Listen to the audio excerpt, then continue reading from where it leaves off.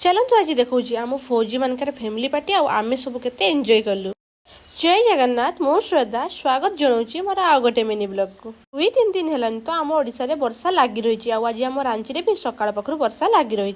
आई पाग को देखी मत आज टे इच्छा है मैगी खावाई। आउटे पुओ को मुझे कंदमूल सीझे धरी सी भी तार मस्त बुली बुली एंजॉय करके खाऊे। आ वर्षा जो एपटे देखो आम क्षीर वाला भाई मैंने एकदम गाड़ी धरिकी ही पलि आसुँच क्षीर देवाई। जहाँ गोटे नुआ जिनस आज देखिली किछि दिन हम कैंप बाहर ड्यूटी पड़ुची। आउ बाहर ड्यूटी आसला बेले मो दिटा रसमलाई नहीं आसते।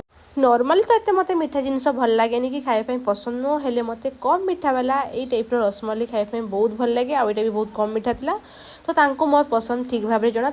तापर आमे लंच करी किछि टाइम सोई पड़थिलु। उठिला परे ये आज नहीं आसले देसी मक्का तो आम एपटे देसी मक्का पुड़ी खाऊलु। मत तो देसी मक्का स्वीट कंठू भी अधिक पसंद। आउ संध्या बेले आम आज आसीथिलु गोटे पार्टी को। देखंतु आमर ए कुनी पुअर आज थिला बर्थडे पार्टी। आउ आम फौजी स्वामी मानक सह क्वार्टर रहिबा आम पई सबुटु बड़ खुशी। आउ आम ए क्वार्टर रे किछि किछि सांग एमती मिल जानती कि तांको सह मिसी आमे आम फैमिली पुणी बने नौ।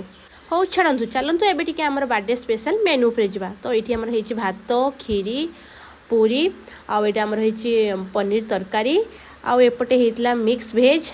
बहुत सारा एंजॉय कर सारा फाइनाली आम कलु पेट पूजा कर सारी चलू रूम को। आज रोचे देखा पुणी नेक्स्ट ब्लॉग।